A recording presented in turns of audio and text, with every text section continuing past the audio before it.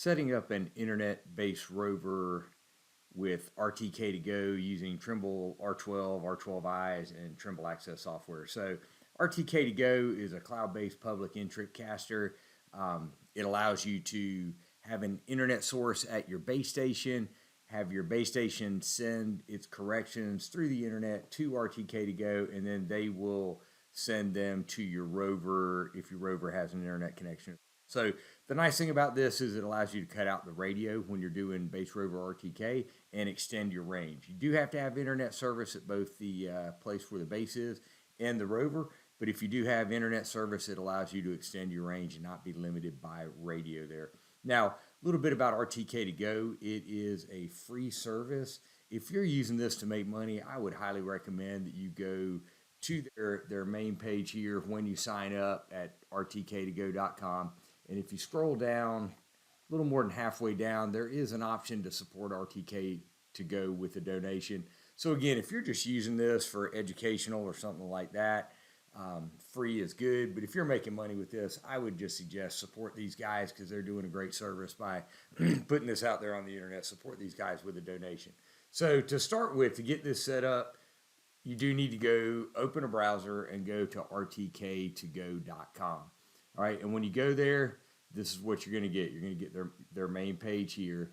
And if you scroll down on the main page, it's got a lot of description on here on how to set it up, what it is, that sort of thing.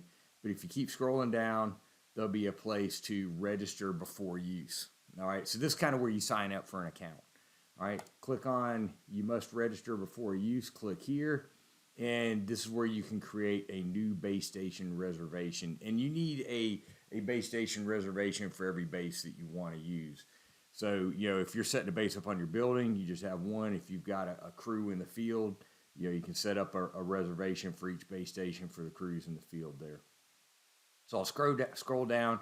All you have to do is fill out this form. Your name, firm, optional, phone, optional, email. You do have to have your name and an email address there.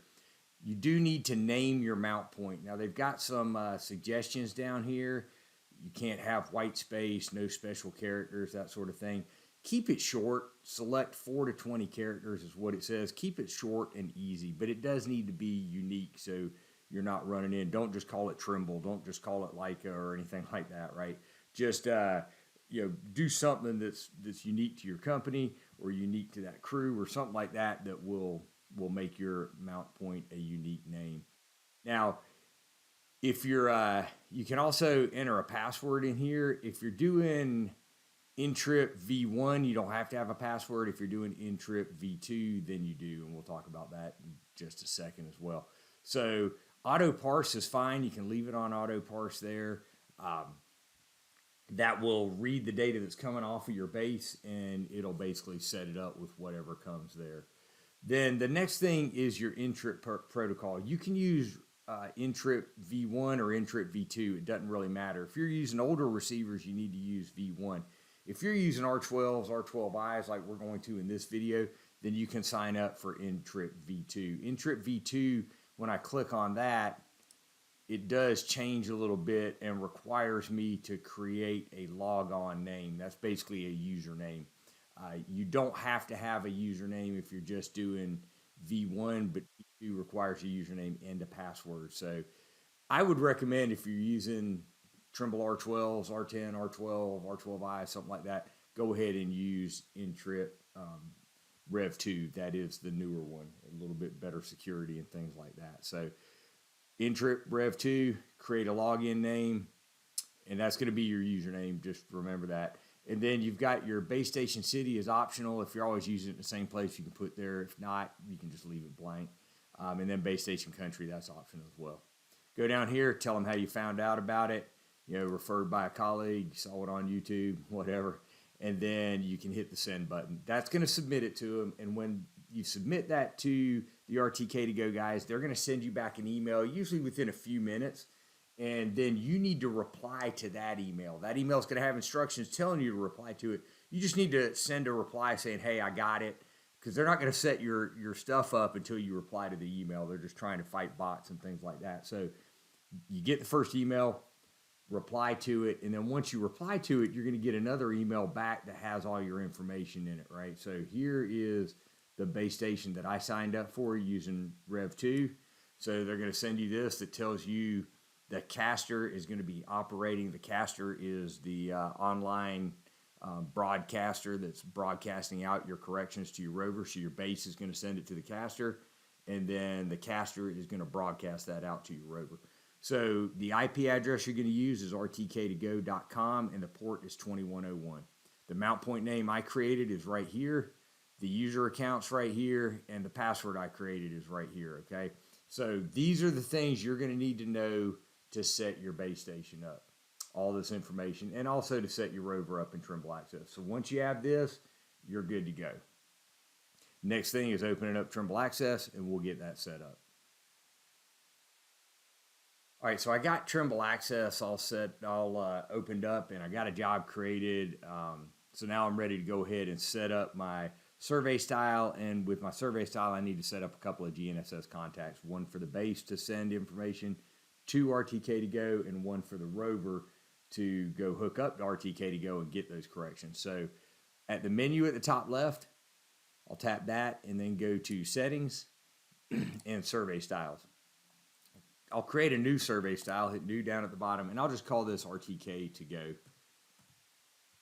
It is going to be a GNSS survey style. And I'll hit enter there and accept. You can set up your base for your rover options first, doesn't really matter. I'll go to the rover options, and I am going to use CMRx. You can also use RTCM 3.2.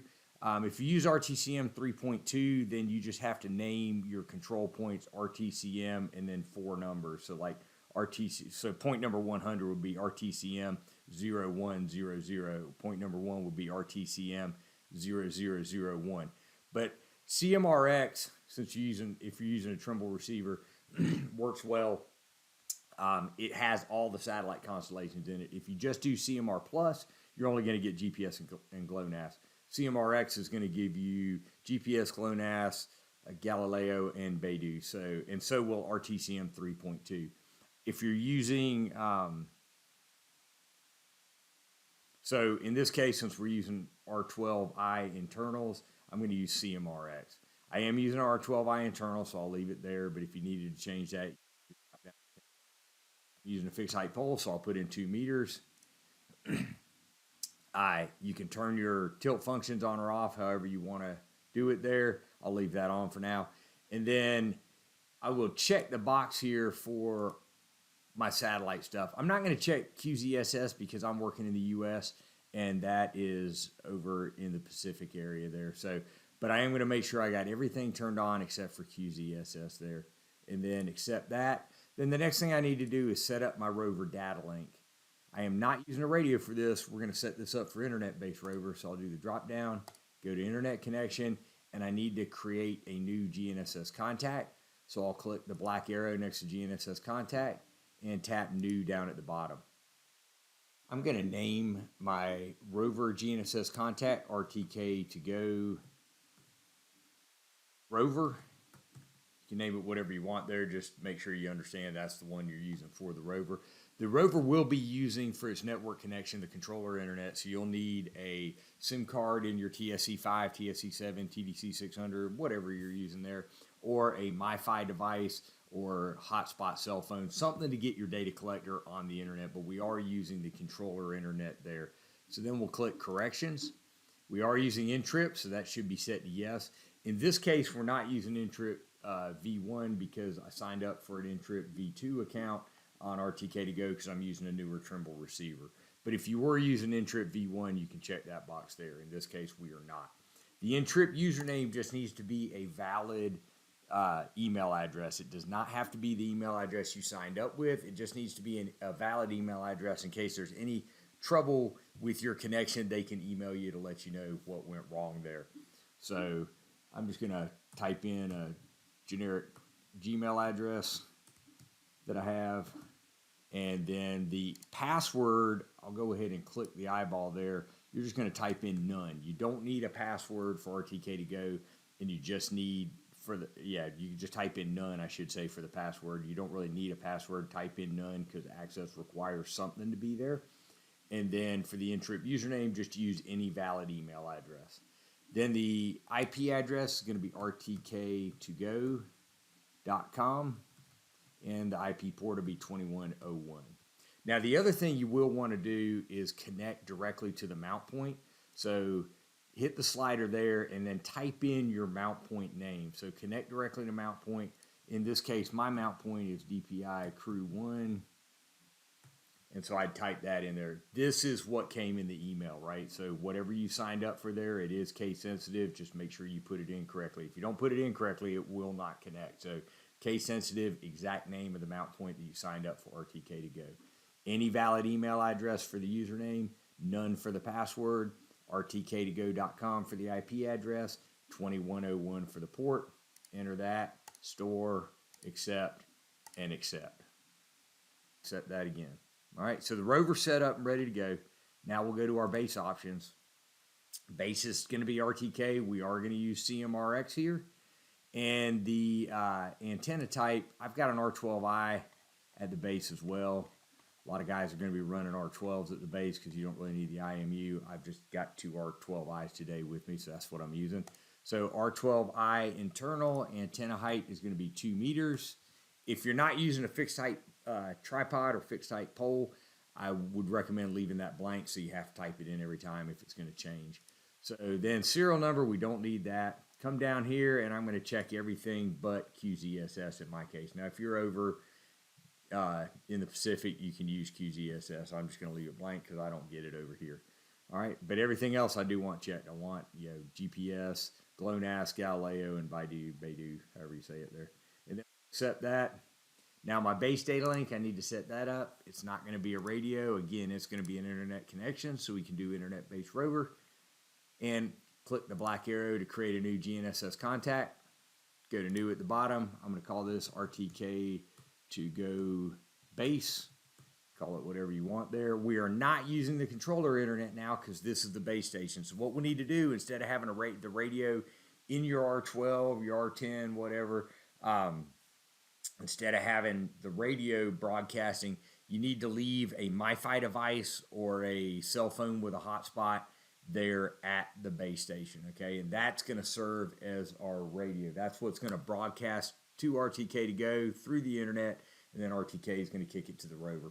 So instead of a network connection of controller internet, we need to change this to receiver internet Wi-Fi. We'll leave a MiFi sitting there at the base, and we'll be good to go. So I'll just do that, accept that, and then go to my corrections. And this is going to be a little bit different. This is the username you set up in the email, okay? And the mount point that's in the email and the in-trip password. So if I go back here to my email, my mount point is DPI Crew 1.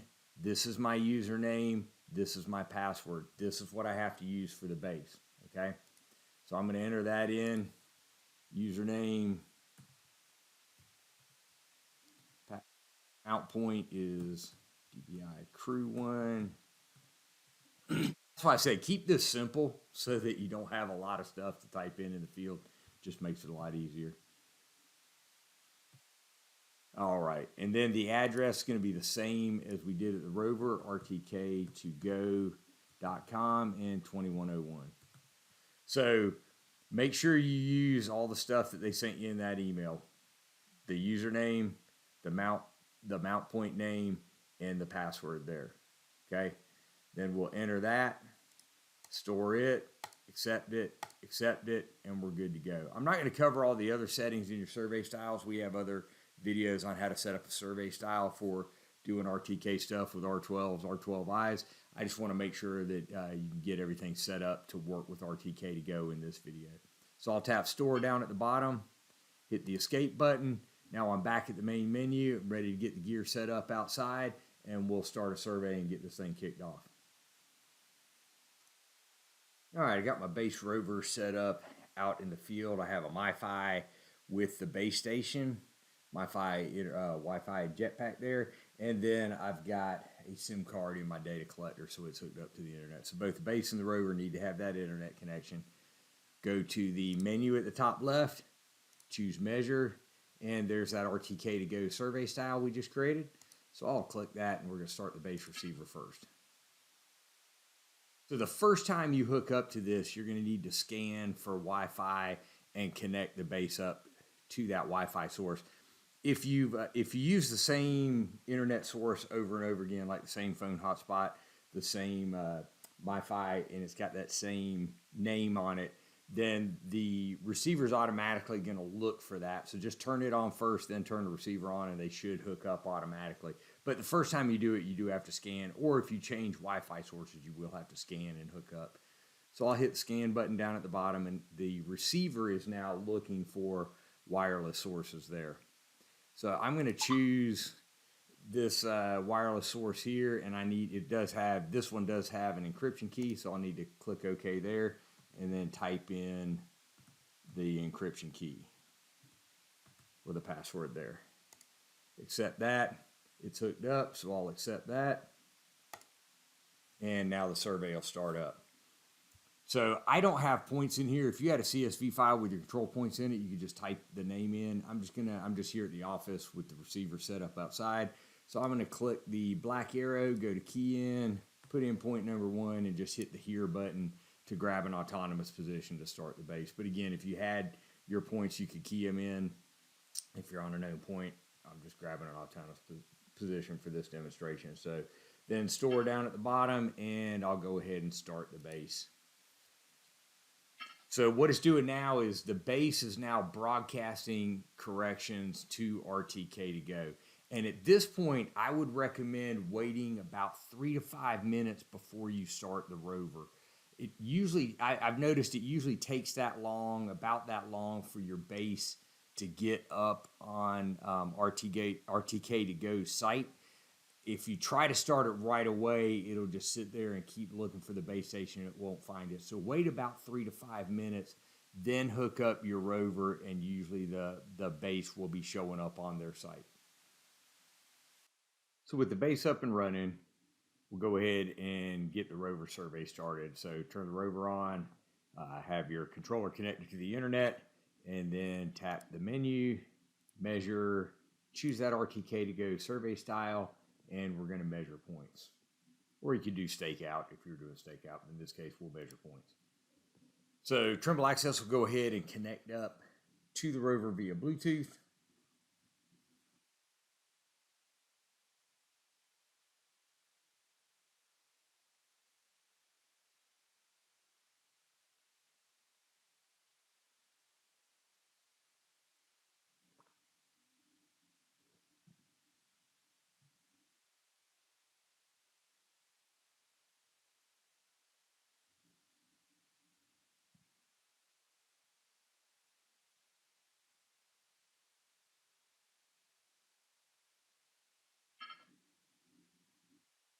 And once Trimble Access connects, it will go ahead and open up the connection with RTK2go.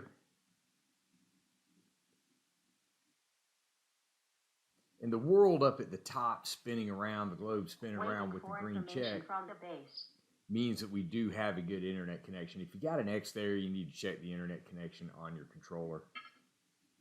So once the measure point screen pops up, I've made a connection to the RTK2go server, and I'm getting corrections. It's not initializing because I left the tilt corrections on. The Rover's outside. I'm actually inside in the office here. So I'm going to turn the IMU off, and it should go ahead and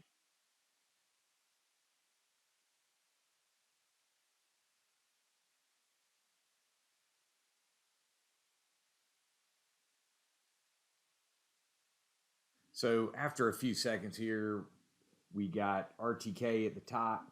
Our horizontal and vertical precisions look good, and we got a green check. So now we know we're getting good corrections. We've got a good internet connection. We've got good horizontal and vertical precisions. We got a green check letting us know that it's the R12i is ready to survey. So now we can go ahead and measure points. We can do stakeout. We're just performing a regular base Rover RTK survey, but we're getting our corrections via the internet through RTK2go. Now, once we're done, we need to shut things down properly. So when you're done with the Rover, go back to the menu, choose measure, and choose NGNSS survey, and power down the receiver. This is gonna, disconnecting from the internet and free up the Bluetooth port properly on the receiver just allows you to connect up more smoothly the next time you go to survey. Then we'll head back to the base station and do the same thing. So when you get back to the base, go to menu, measure, choose that RTK2go survey style, and end the GNSS base survey. Again, Trimble Access will go ahead and connect up to the base via Bluetooth and will power down the receiver there. This will disconnect the base from RTK2go and the internet and free up that Bluetooth port as well. So click yes there, and then we're good to go.